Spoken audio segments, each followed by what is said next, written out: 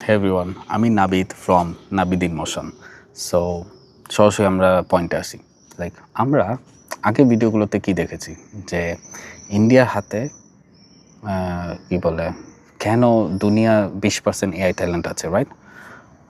আমরা কথা বলেছি কি আমাদের কম্পিউটার সায়েন্স ডিগ্রির যে লিমিটেশন আছে, কিন্তু আজকে আমি এমন একটা কথা বলবো যা হয়তো অনেকেরই ভালো নাও লাগতে পারে।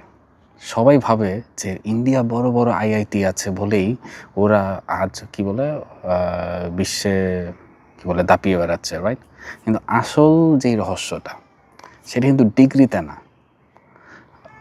আসল যেই রহস্যটা আমি যদি বলি সেটা হচ্ছে আপনার মাইন্ডসেটে হিউজ গ্যাপ।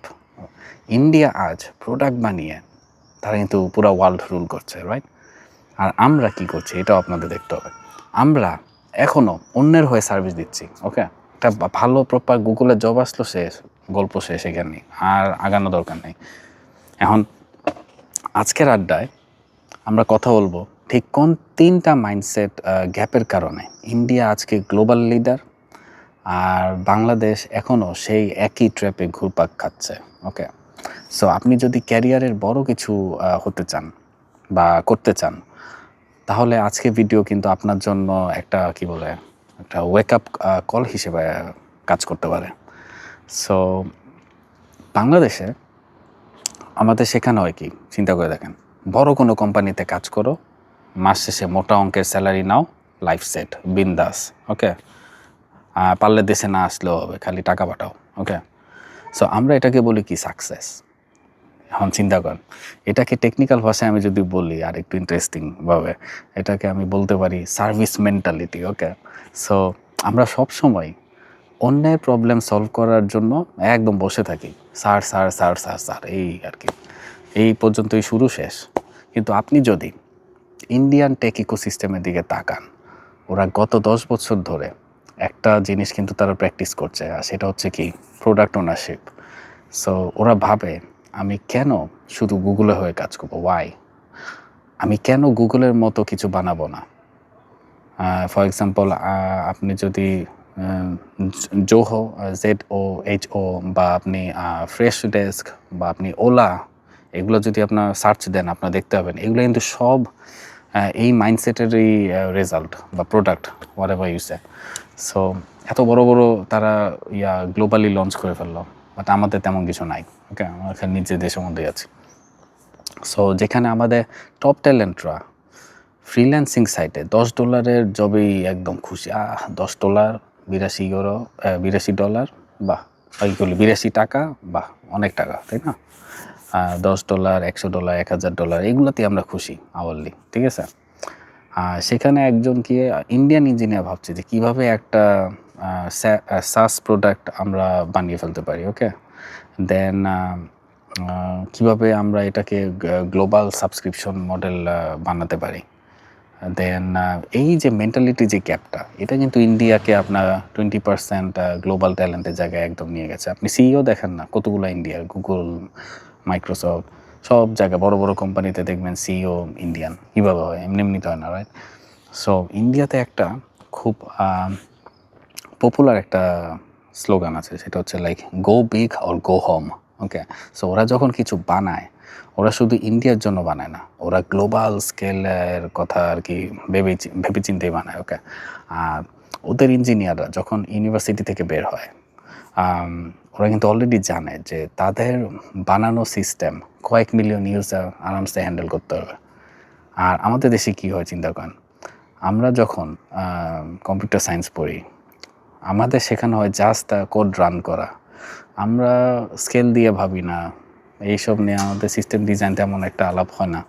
সো আমাদের চিন্তা থাকে কত সহজে অ্যাসাইনমেন্ট সাবমিট করা যায়। ওকে, সো বার্লিনে আমি যখন দেখি কোনো টেক ইভেন্টে যাই, আমি দেখি যে ইন্ডিয়ান ইঞ্জিনিয়ার ডিস্ট্রিবিউটেড সিস্টেম নিয়ে কথা বলছে। ওকে, ওদের সিস্টেম ডিজাইন নিয়ে একের পর এক ডিবেট চলছে, বাট আমাদের দিকে তেমন কিছু নাই।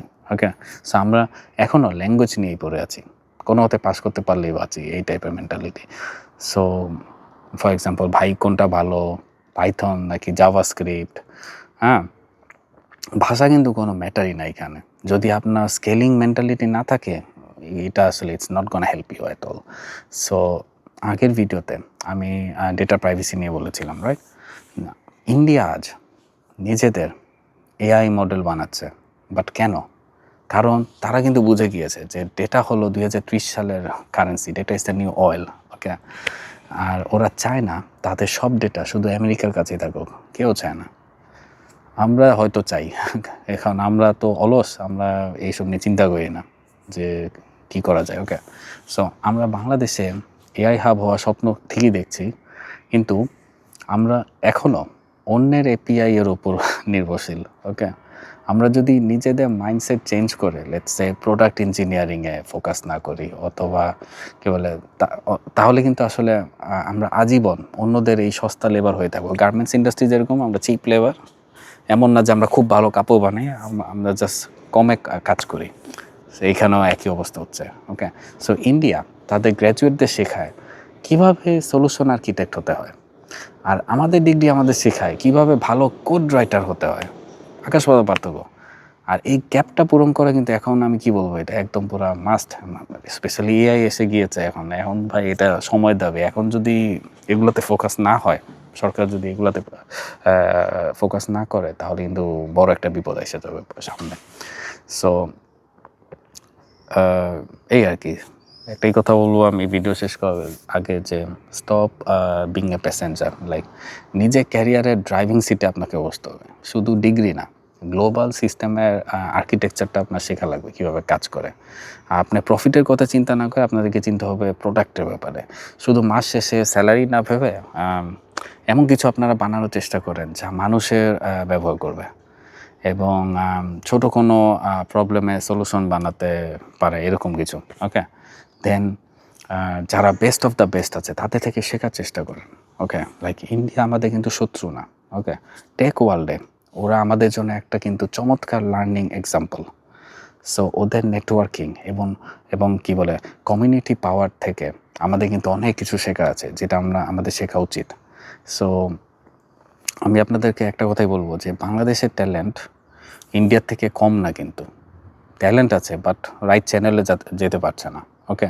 সো আমাদের শুধু দরকার একটা সঠিক কি বলে রোড ম্যাপ, ডিরেকশন, বা আমাদের মাইন্ডসেট, যেটা আর্কিটেকচার মাইন্ডসেট আপনি বলতে পারেন, এরকম আর কি। থিঙ্ক বিগ করতে হবে আর কি।